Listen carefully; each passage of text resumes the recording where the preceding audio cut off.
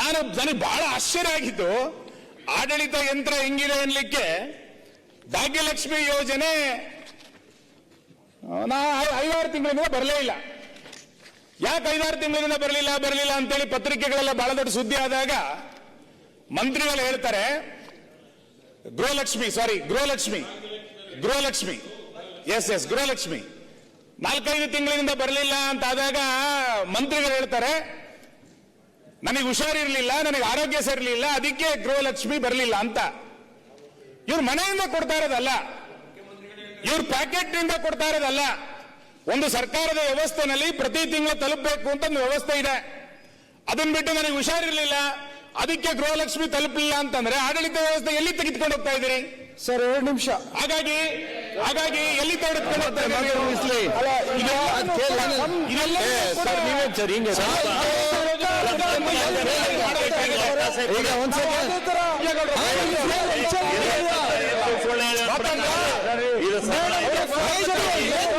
ಮನೆ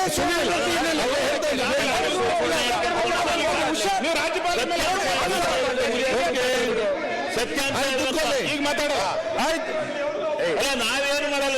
2 ನಿಮಿಷ ಕೊಟ್ರೆ ಸುಲಿಗೆಗೌಡ್ರೆ ನೀವು ಮಾತಾಡಿ. ಆಮೇಲೆ ಶಿವಲಿಂಗನ 1 ನಿಮಿಷ. ನಾನು ನಿಮ್ಮ ಅಧ್ಯಕ್ಷರೇ ನಮ್ಮಲ್ಲಿ ನೀವೇ 1 ನಿಮಿಷ ನೋಡಿ. ನಾನು ಶಾಸಕದೇನೆ. ಬೆಳಿಗ್ಗೆ ತಾವ ಹೇಳಿರಿ ಮಾತಾಡುವಾಗ ಅಬ್ಜೆಕ್ಟ್ ಮಾಡಬೇಡ್ರಿ, ನೋಟ್ ಮಾಡಿ ಇಟ್ಕೋರಿ. ನಿಮ್ ಈಗ 1 ನಿಮಿಷ ಕೂತ್ಕೊಂಡಿದ್ದಾರೆ, ಮಾತಾಡ್ದವ್ರು ಯೋಗ್ಯ ಮಾತಾಡ್ತೀವಿ. ಸುನಿಲ್ ಕೂತ್ಕೊಂಡಿದ್ದಾರೆ ಬೇಗ ಸರ್ ಹೇಳ್ಬೇಡ ಅಂತೀರಿ. ಅಲ್ಲ, ಸುನಿಲ್ ಈಲ್ಡ 1 ನಿಮಿಷ ಕೂತ್ಕೊಂಡಿದ್ದಾರೆ ಅವ್ರು ಮಾತಾಡಿದವರು. ಸರ್, ಮಂತ್ರಿಗಳು ಲೈಫ್ ಥ್ರೆಟನಿಂಗ್ ಆಕ್ಸಿಡೆಂಟ್ ಆಗಿದೆ, ಅವ್ರಿಗೆ ಫ್ರಾಕ್ಚರ್ ಹಾಕಿ ಮಲಗಿದ್ದಾರೆ.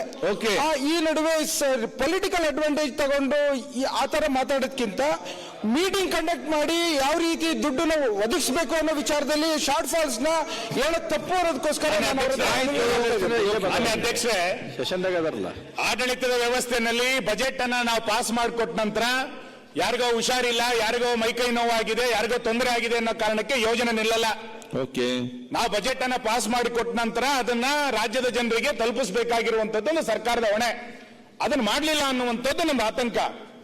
ಮತ್ತೆ ನಾನು ಮಾನ್ಯ ಅಧ್ಯಕ್ಷರೇ, ಕಳೆದ ವರ್ಷದ ರಾಜ್ಯಪಾಲರ ಭಾಷಣದ 1 ಲೈನನ್ನು ಓದ್ತೀನಿ ಅಷ್ಟೇ. ಯಾಕೆಂದ್ರೆ ಗ್ಯಾರಂಟಿ ಯೋಜನೆಗಳ ಕುರಿತಂತೆ ಹೇಗೆ ಮಂತ್ರಿಮಂಡಲದ ಸದಸ್ಯರು ಹೇಳ್ತಾ ಇದ್ದಾರೆ ಅಂತ. ಲೋಕಸಭಾ ಚುನಾವಣೆಗಳು ಮುಗಿದು ಇವರಿಗೆ ಇನ್ನರ ಆದ ತಕ್ಷಣನೇ ಗ್ಯಾರಂಟಿಯಿಂದನೇ ನಮಗೆ ಅಭಿವೃದ್ಧಿ ಆಗಲಿಲ್ಲ, ಗ್ಯಾರಂಟಿ ಯೋಜನೆ ನಿಲ್ಲಿಸಬೇಕು ಅನ್ನುವಷ್ಟು ತನಕ ಶಾಸಕರಿಂದ ಉಪಮುಖ್ಯಮಂತ್ರಿಯ ತನಕವೂ ಕೂಡ ಮಾತಾಡಿದ್ರು. ನಂತರ ಅದನ್ನು ನಿಲ್ಲಿಸಲ್ಲ ಅಂತ ಹೇಳಿದ್ರು. ನಾವು ನಿಲ್ಲಿಸಬೇಕು ಅಂತ ನಮ್ದೇನು ಆಗ್ರಹ ಇಲ್ಲ. ಆದ್ರೆ ಗೊಂದಲದ ಹೇಳಿಕೆಗಳ ಕಾರಣಕ್ಕೆ ಗ್ಯಾರಂಟಿ ಯೋಜನೆಗಳು ಹೆಂಗ್ ದಿಕ್ತಪ್ತಾ ಇದೆ. 2024 ರಾಜ್ಯಪಾಲರ ಭಾಷಣದಲ್ಲಿ ಪಾಯಿಂಟ್ ನಂಬರ್ 27 ಅದರಲ್ಲಿ ಈ ಸರ್ಕಾರ ರಾಜ್ಯಪಾಲರ ಮುಖಾಂತರ ಏನ್ ಹೇಳಿಸುತ್ತೆ ಅಂತ ಕೇಳಿದ್ರೆ, ಬರ ಪರಿಹಾರವಿರಲಿ, ಗ್ಯಾರಂಟಿ ಯೋಜನೆಗಳಿರಲಿ, ಇವುಗಳು ನಮ್ಮ ಸರ್ಕಾರವು ಜನರ ಹಕ್ಕುಗಳು ಎಂದು ಭಾವಿಸಿ ಕಾರ್ಯನಿರ್ವಹಿಸುತ್ತಿದೆ ಅಂತ ಹೇಳ್ತಾರೆ. ಗ್ಯಾರಂಟಿ ಯೋಜನೆಯನ್ನ ಜನರ ಹಕ್ಕು ಅಂತ ಹೇಳಿ ರಾಜ್ಯಪಾಲರ ಮುಖಾಂತರ ಸರ್ಕಾರ ಹೇಳಿಸುತ್ತೆ. ಮಾನ್ಯ ಇಂಧನ ಸಚಿವರು ಈ ಮೊನ್ನೆ ಏನ್ ಹೇಳ್ತಾರೆ ಅಂತ ಕೇಳಿದ್ರೆ, ಗ್ಯಾರಂಟಿ ಯೋಜನೆ ಅಂದ್ರೆ ಸಂಬಳನ, ಅದು ಗ್ಯಾರಂಟಿ ಯೋಜನೆ ತಿಂಗಳ ಕೊಡ್ಲಿಕ್ಕೆ ಸಂಬಳನೇನಿ ಅಂತ ಕೇಳ್ತಾರೆ. ಕಳೆದ ಬಾರಿ ರಾಜ್ಯಪಾಲರ ಭಾಷಣದಲ್ಲಿ ಗ್ಯಾರಂಟಿ ಯೋಜನೆ ಜನರ ಹಕ್ಕು ಅಂತ ರಾಜ್ಯಪಾಲರ ಮುಖಾಂತರ ಹೇಳಿದ್ರು. ಈಗ ಇವ್ರದೇ ಸಚಿವರು ಹೇಳ್ತಾರೆ ಅದೇನು ತಿಂಗಳ ಸಂಬಳನ ಕೊಡ್ಲಿಕ್ಕೆ ಅಂತ ಹೇಳ್ತಾರೆ. ಇಂಟರ್ಫಿಯರ್ ಆಗಬೇಕು. ಈ ರೀತಿ ಹೇಳಿಲ್ಲ.